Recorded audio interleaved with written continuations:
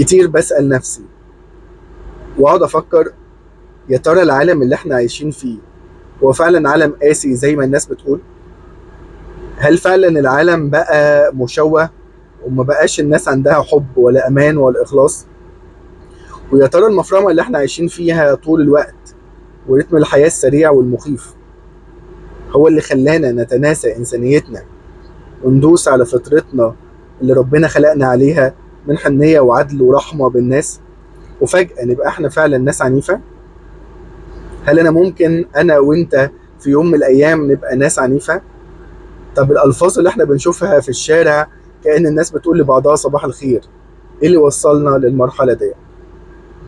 فطبيعي ان احنا نسأل نفسنا ليه وصلنا لكده. طب ليه في ناس لما بتسمع عن حوادث ومواقف صعبة وقضايا صعبة، في ناس تقولك ياما دقت على الراس طبول وكان ده الطبيعي اللي احنا عايشين فيه طول الوقت؟ عشان كده بنلاقي ناس كتير بتجزم ان العالم بقى قاسي ولا يرحم.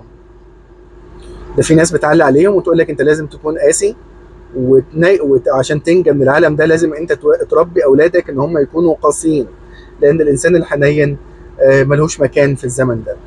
فانا قررت ان انا افكر في الموضوع ده واقول لكم رايي، ان انا مش موافق على الراي ده، لان العالم ده احنا اللي صنعناه من صنع ايدينا.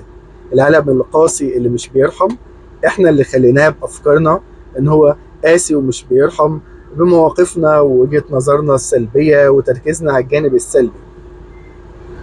لكن لو انا بدأت اغير من نفسي يمكن ساعتها العالم كله بيتغير. فالعالم بيبتدي او كل تغيير بيبتدي ان انت تغير نفسك، مش تبص على غيرك. تغير لهجتك، تعفف لسانك، تغير اسلوبك في التعامل والتواصل مع نفسك اولا ومع الناس. فلو انا اتغيرت وانت اتغيرت وانت اتغيرتي، هنبص نلاقي عدد كبير جدا اتغير. هنلاقي نظرتنا لنفسنا اتغيرت، نظرتنا السلبية للحياة اتغير، طريقة تفكيرنا واسلوب تفكيرنا ونظرتنا للحياة بدأت تتغير. وبص الاقي انا لمست نفسي وبدأت بنفسي.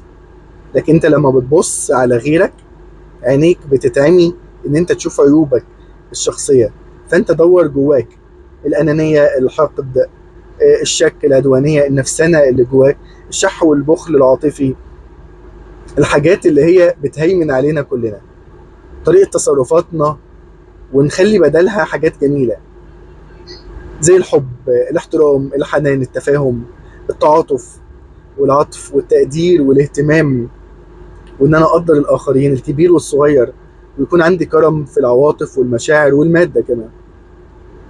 عشان كده لما بلاقي ناس كتير بتقول لك فين الحب، فين الاهتمام، فين العطف، فين الاخلاص، وكأن الناس اللي بتقول الكلام ده هم المثاليين. امال لما كل الناس دي بتقول كده وبيشتكوا، امال مين الطماعين والحاقدين واللي بيكسروا وبيوجعوا؟ اخواتي، الجميع بيتغير على تغيير العالم والاشخاص، لكن كم واحد بيغير او بيفكر ان هو يبتدي انه يغير نفسه؟ فقبل ما تفكر ان انت تغير العالم، ابتدي بتغيير نفسك اولا.